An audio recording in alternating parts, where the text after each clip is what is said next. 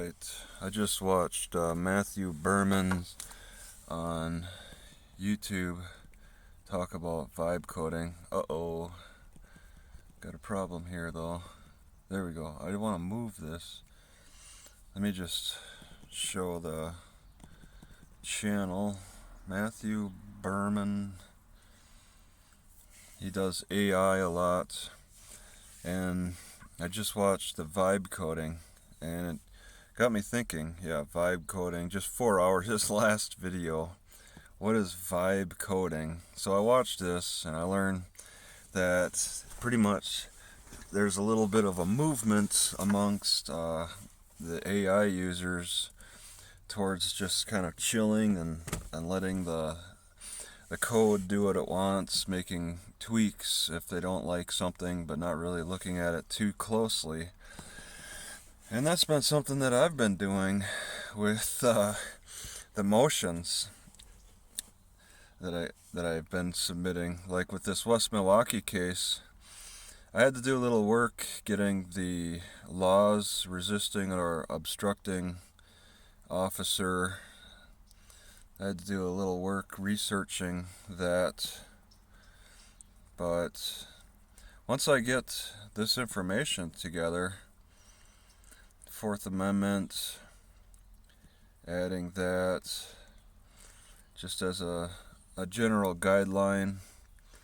Let's see, we got, then the script, of course. So that took a little bit of work, going back and forth with the officers. So I just take all this, it's the two laws that they're accusing me of, and then the script, and then put it into ChatGPT. Let's do the network error. I want to do the highest value. Let's see, 03 mini high. I'm like, let's code this. Alright, and I think I want to just kind of ask a general question from ChatGPT. I'd be like, what do I do with this information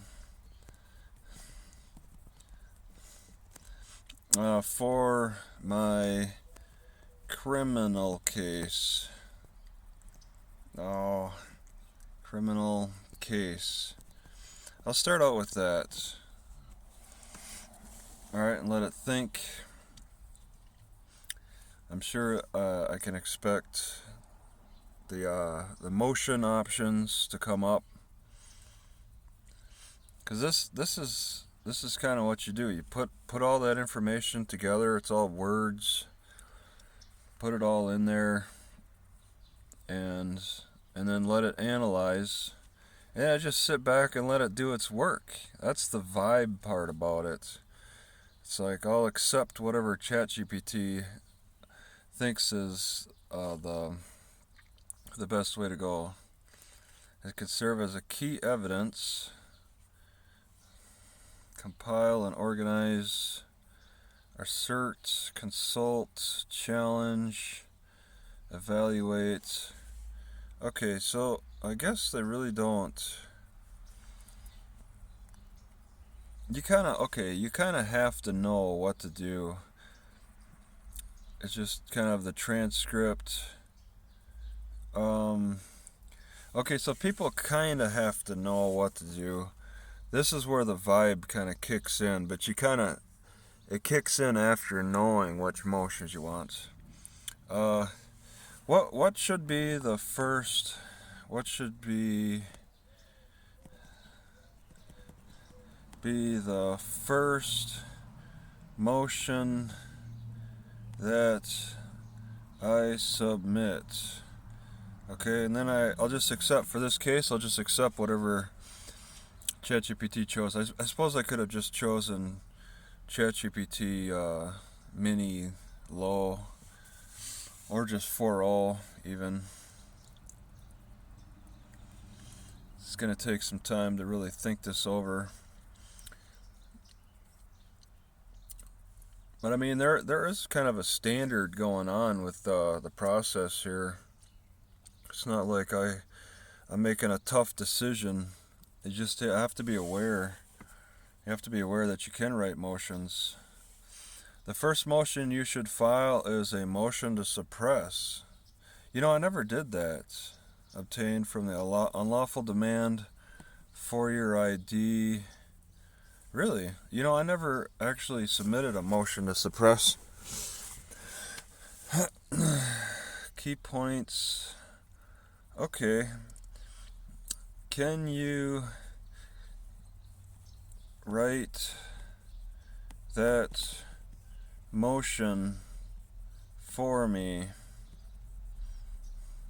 So I'll just accept that it thinks I should do the motion to suppress, and I'll just see what they say based on this information. This is, I mean, there's the report. I did not put, it's only the transcript and the laws reference. I didn't put the report. I could have put in a little bit more information that might change the how it's decided here. Putting all the required information in is useful. Sometimes it assumes the correct stuff without me having to let it know. Anyway, it's kind of aware of the law and all that. Drafting a motion to suppress took 49 seconds. Alright, we're in the circuit court. We're more in the municipal court. I can easily change that.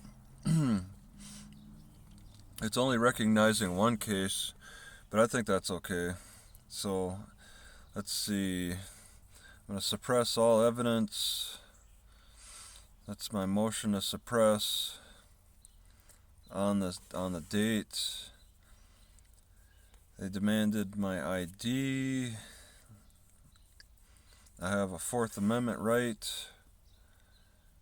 The transcript reveals that no such reasonable articulable suspicion existed.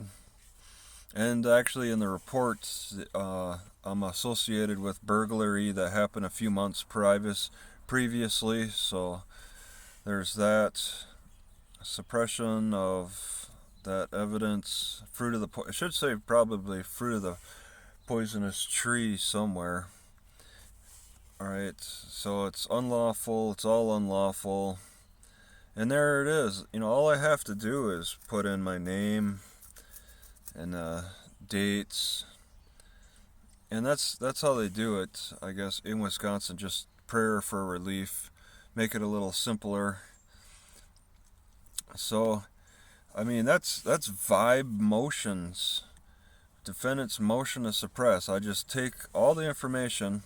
And it goes that way for a lot of things. You take all the information you got for a mechanical issue with your car or a home construction. What do I do to make this or that? And put in all that information of the materials you got. Or a medical concern, you just talk about all the problems. Psychological, talk about all the problems that you've been experiencing. Keep a daily log, and input that in there. And ask, what's my problem? Am I going crazy? And then have it spit out something, and just accept what it argues. I generally want to read it, but I mean, this is criminal stuff. But I've been vibing more, and I find it interesting that they're actually giving vibe code a name now that people are starting to accept.